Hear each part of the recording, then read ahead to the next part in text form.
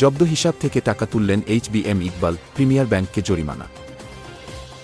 এ বিষয়ে বিস্তারিত জানতে ভিডিওটি শুরু থেকে শেষ পর্যন্ত কন্টিনিউ করার অনুরোধ থাকবে। জব্দ করা ব্যাংক হিসাব থেকে টাকা তুলেছেন আওয়ামী লীগের সাবেক সংসদ সদস্য এইচবিএম ইকবাল, আর তাকে অর্থ উত্তোলনের এই সুযোগ করে দিয়েছে তারই মালিকানাধীন প্রিমিয়ার ব্যাংক।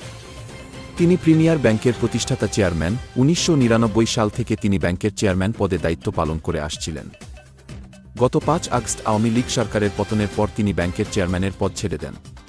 তবে ব্যাংকটি এখনও তার নিয়ন্ত্রণে রয়েছে। ব্যাংকটির বর্তমান চেয়ারম্যান তার ছেলে ইমরান ইকবাল। জানা যায়, গত বছরের নভেম্বরে এইচবিএম ইকবাল, তার ২ স্ত্রী ও সন্তান এবং তাদের মালিকানাধীন ব্যবসা প্রতিষ্ঠানের ব্যাংক হিসাবের লেনদেন স্থগিত করে বাংলাদেশ ফাইন্যান্সিয়াল ইন্টেলিজেন্স ইউনিট বা বিএফআইইউ। এরপরও এইচবিএম ইকবাল তার নামে থাকা ব্যাংক হিসাব থেকে ১,১১,০০,০০০ টাকা ও ৩০,০০০ মার্কিন ডলার উত্তোলন করেন।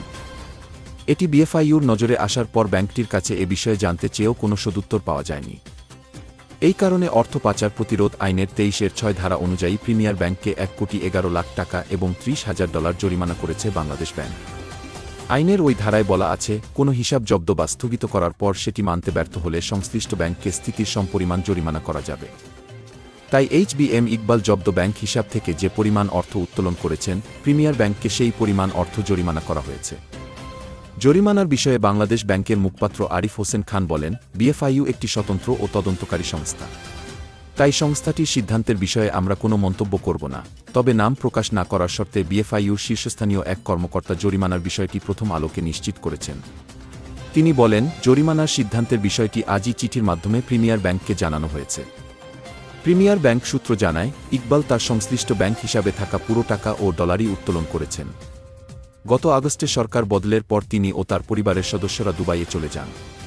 তার পরিবার ঘনিষ্ঠ একটি সূত্র জানায়, দুবাই যে ব্যবসা বাণিজ্য গড়ে তুলেছেন এইচবিএম ইকবাল, সেখানে কাচের কারখানা ও তারকা হোটেলে বিনিয়োগ রয়েছে তাদের।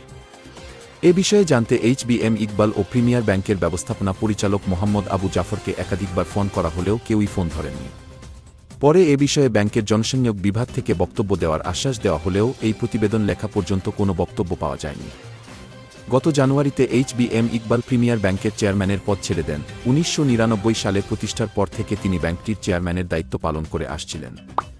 একই সঙ্গে তার ছেলে ও ব্যাংকের ভাইস চেয়ারম্যান মঈন ইকবালও পদত্যাগ করেছেন। চেয়ারম্যান, ভাইস চেয়ারম্যানের পাশাপাশি তারা পরিচালক পদও ছেড়ে দিয়েছেন।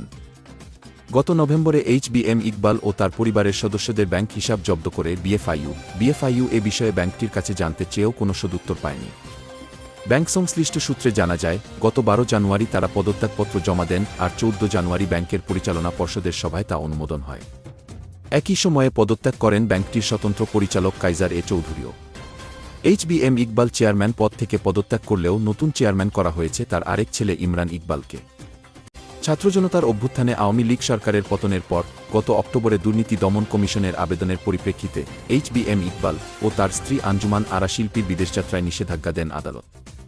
দুদকের আবেদনে বলা হয়, এইচবিএম ইকবালের বিরুদ্ধে জালজালিয়াতি, ক্ষমতার অপব্যবহার ও বিভিন্ন দুর্নীতির মাধ্যমে ঋণের নামে অর্থ আত্মসাৎ করে নিজ ও পরিবারের সদস্যদের নামে জ্ঞাত আয়বহির্ভূত সম্পদ অর্জনের অভিযোগ অনুসন্ধান করছে দুদক। এরপর গত নভেম্বরে এইচবিএম ইকবাল, তার স্ত্রী আঞ্জুমান আরা শিল্পী ও তাদের ৩ সন্তানের ব্যাংক হিসাব জব্দ করা হয়।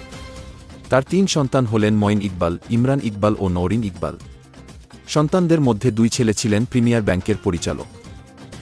প্রিমিয়ার ব্যাংকের মালিকানার পাশাপাশি এইচবিএম ইকবাল নানা ধরনের ব্যবসার সঙ্গে যুক্ত। তিনি প্রিমিয়ার গ্রুপের চেয়ারম্যান।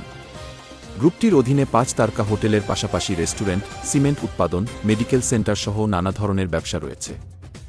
দেশে একাধিক শিক্ষা প্রতিষ্ঠানও গড়ে তুলেছেন তিনি।